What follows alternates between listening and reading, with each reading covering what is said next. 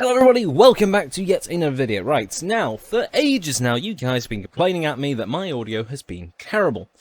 Or it's been having various issues, whether it's a low humming noise, it sounds really distorted, or it just sounds like absolute hot garbage. Now, that's where today's video comes in. Because I finally decided to upgrade my audio, sort it out so you guys can actually enjoy my videos without them sounding like absolute trash. So stick along whilst I explain everything that's been going on in the background.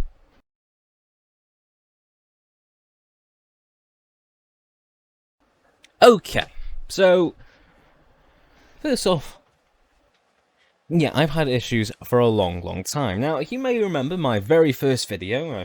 We'll leave a link in the description. You can listen to how bad the audio was back then.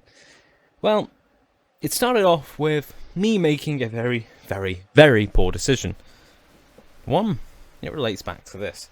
Now, this is my original microphone. This is a newer, not sure how you pronounce it. I'm not going to pretend to go ahead and know how to pronounce it. NW800. Now, this microphone, if you buy it on its own, is about £22, 20-ish pounds. It varies a little bit day to day. Now, I didn't buy it on its own. I bought it as part of the sort of studio set, whatever they want to go ahead and call it. That involves the phantom power supply that you need, because this is a condenser mic, which means it needs phantom power in order to operate.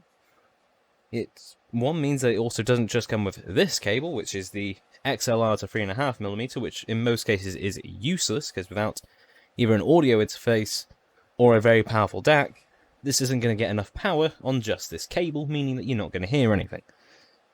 Which means that the studio set, it comes with this cable as well. This is an XLR to XLR. This one goes into the microphone and also goes into your phantom power supply to give this some power.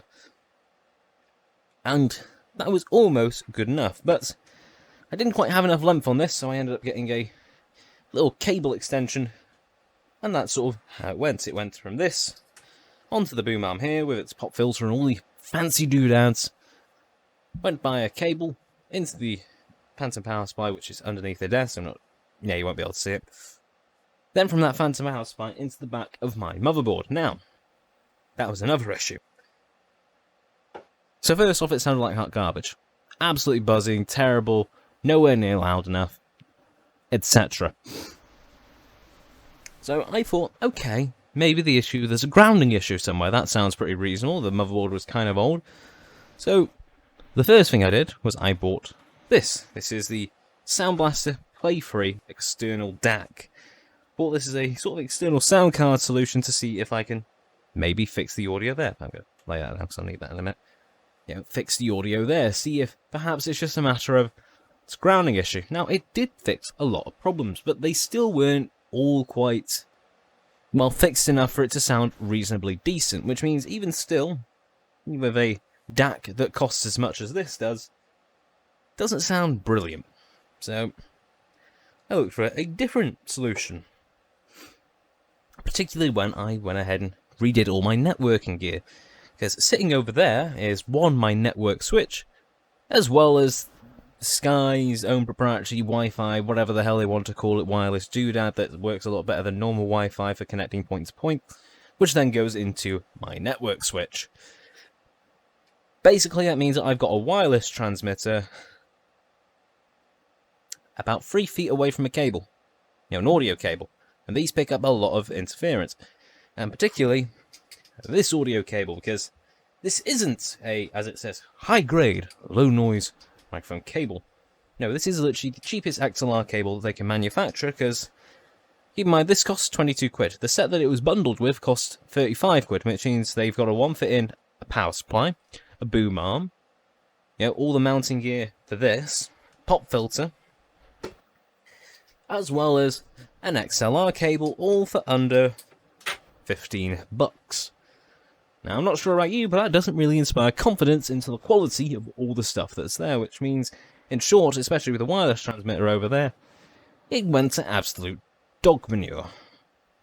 That's a really weird word, but kind of want to avoid swearing. Anyway, so it sounded terrible, so my next port of call was, okay, I will change out the cables for higher quality ones, meaning that one, this gets switched out for a cable that isn't going to be as bothered by the interference, And 2, these are getting switched out, because what this went from is, just put that in there so you get an idea, XLR to 3.5 to 3.5 extension, because it wasn't long enough to reach my DAC in the back of the PC. Which was also a bit of an issue, because you've got a point right in the middle, you know, where it connects, which means this is kind of not shielded properly, because it was a little bit tight still. And that led into another problem, because behind here, where that cable runs, is about a kilowatts worth of electronics and their power cables. You sort of see where it went wrong. So even if it wasn't being affected by the wireless, you know, all the Wi-Fi and 5 gigahertz and 2.4 gigahertz slamming into the cable, when it went over there, it was now having to deal with quite literally power cables, and that produces a ton of electromagnetic interference. And that's also where the issue came in. So, new cables, which cost me a fair bit. In fact, the cables together, this cable as well as the cable that goes into the back of my PC, costs more than this does on its own.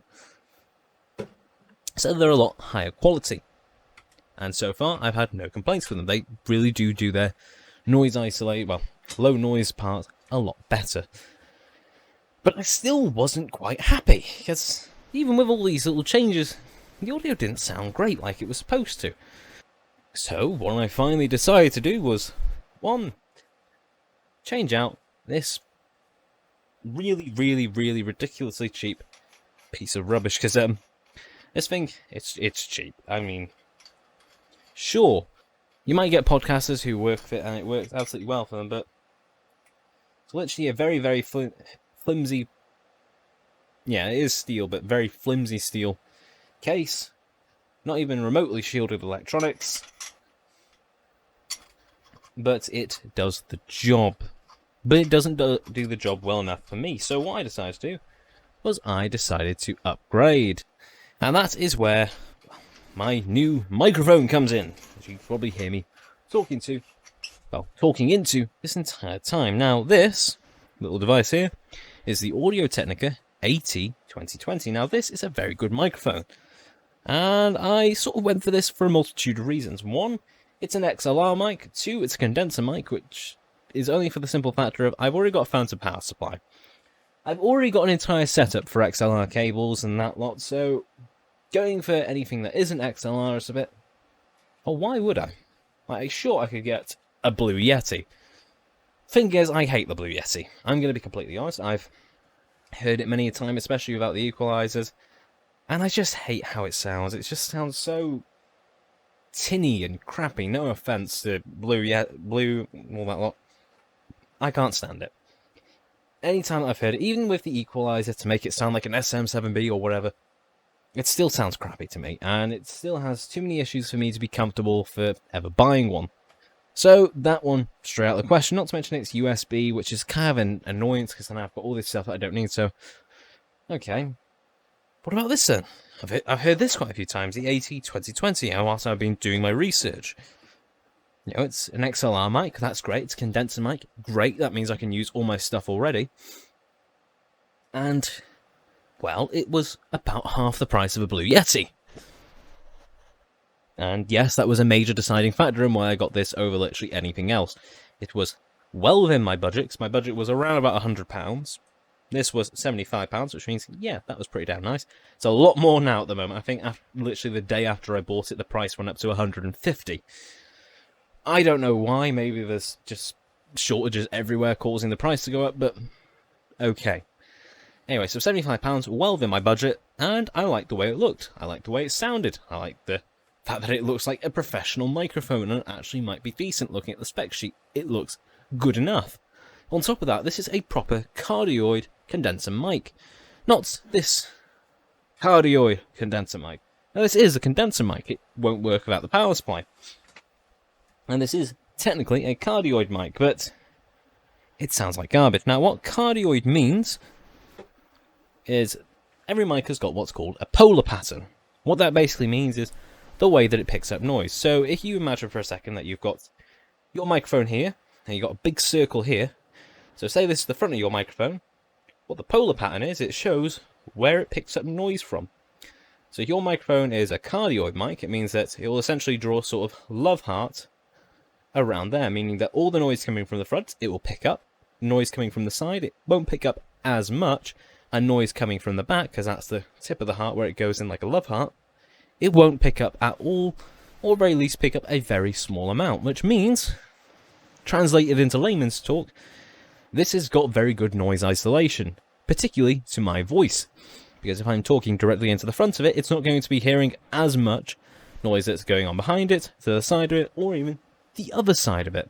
Which is great for me, because that's what I need. So okay, sounds great, looks great, seems to have everything that I could possibly want. Now there is one thing that was a very late addition, and it didn't cost me a penny.